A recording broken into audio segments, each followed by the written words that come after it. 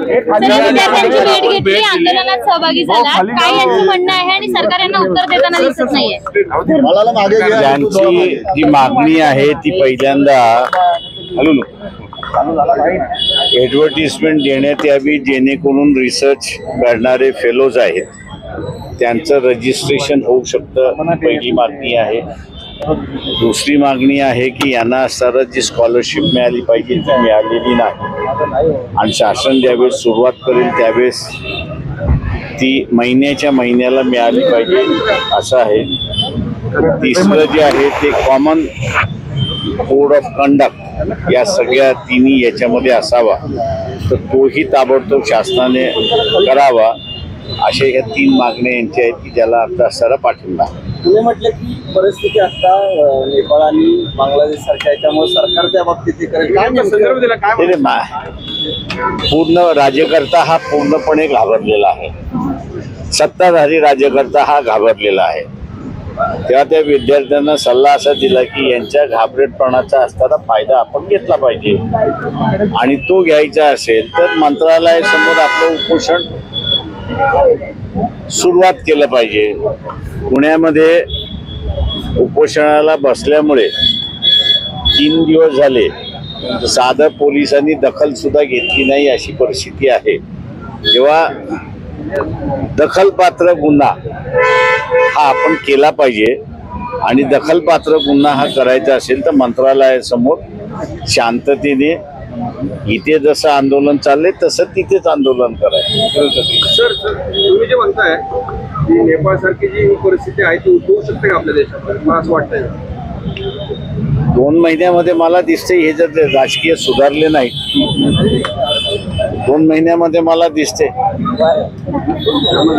मध्यंतरी तुम्ही अंदाज पण बांधला होता की मध्यवर्ती इलेक्शन होऊ शकतं, मी आम्ही तेच म्हणालो ना की त्याच्यामधलं असणारं जे काही आहे ते तुम्ही जर असणारं लक्ष घातलं नाही सगळ्यात याच्यामध्ये तर होणार आहे ना।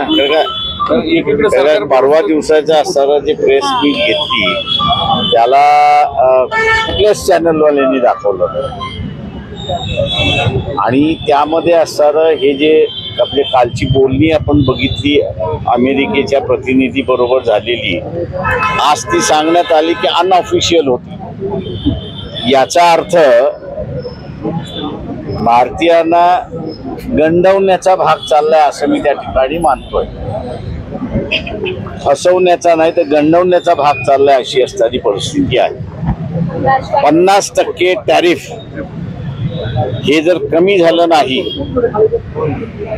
50% टॅरिफ हे जर कमी झालं नाही तर टेक्सटाईल इंडस्ट्री मधलीच जे फिगर्स येतात आहेत याच्यामध्ये 1,10,00,000 आज एम्प्लॉईड जो आहे तो बेरोजगार होईल अशी असणारी परिस्थिती आहे।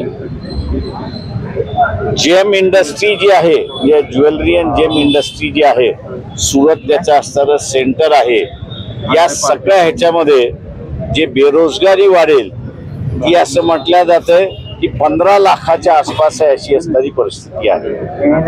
आणि जे काही इतर गोष्टी अमेरिकेला जातात त्याच्यामुळे नॉन ऑर्गनाइज सेक्टर मधनं जातात, त्याच्यामधल्या असणाऱ्या 2,30,00,000 हा डायरेक्ट इफेक्ट होईल जर 50% मध्ये सूट काही मिळाली नाही तर, आणि त्याचा इफेक्ट आता व्हायला लागलेला आहे अशी परिस्थिती आहे।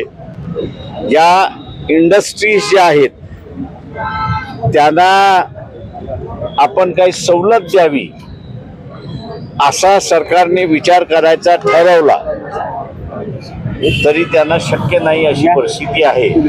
त्याच्यामुळे हा जो कमवता वर्ग आहे की जो बेरोजगारी होईल अशी असणारी परिस्थिती आहे। दुसऱ्या बाजूला हा सगळा कारागीर वर्ग आहे, वंचित वर्ग आहे असं मी त्या ठिकाणी मानतो।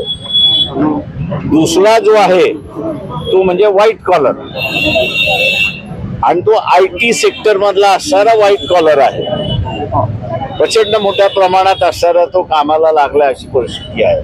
खाऊन पिऊन सुखी आहे, समाधानी आहे. परंतु ट्रम्पने मध्यंतरी एक वक्तव्य केलं की आम्ही IT सेक्टरमध्ये जी कामं ऑफलोड केल्या जातात वेगवेगळ्या देशांमध्ये, त्याच्यात त्यांनी भारताचाही उल्लेख केला आणि भारतावरती आम्ही 50% टॅरिफ लावणार. आता हा जर 50% टॅरिफ लागला तर आपण असणारा आउट ऑफ कॉम्पिटिशन त्या ठिकाणी जाऊ आणि आउट ऑफ कॉम्पिटिशन आपण गेलो तर IT सेक्टर मधली सुद्धा बेरोजगारीचा भर पडेल अशी असणारी परिस्थिती आहे. त्याच्यामुळे शासन हे जेवढ्या लवकरात लवकर इम्प्रूव्ह करेल तेवढं माझं म्हणणं असं आहे की शांतता या ठिकाणी राहील नाही तर अशांततेकडे आपण बोलतोय की काय अशी भीती अनेक जण व्यक्त करतायत. मी थोडे थँक्यू. टॅरिफचं निमित्तच उद्या आपल्याला नेपाळच्या दिशेने घेऊन जायला हो, कारण का बेरोजगार ते अगोदरच बेरोजगारी आहे, त्याच्यामध्ये असणारे रोजगारवाले जे होते ते बेरोजगार होणार आहेत, भर पडणार आहे. त्याच्यामुळे वाढ होणार आहे बेरोजगारीमध्ये, शासन कसं सांभाळेल हा त्याचा इश्यू आहे. आज मोदीजींचा 75वा वाढदिवस आहे. थँक्यू. सर आज राहते मीनाताईचं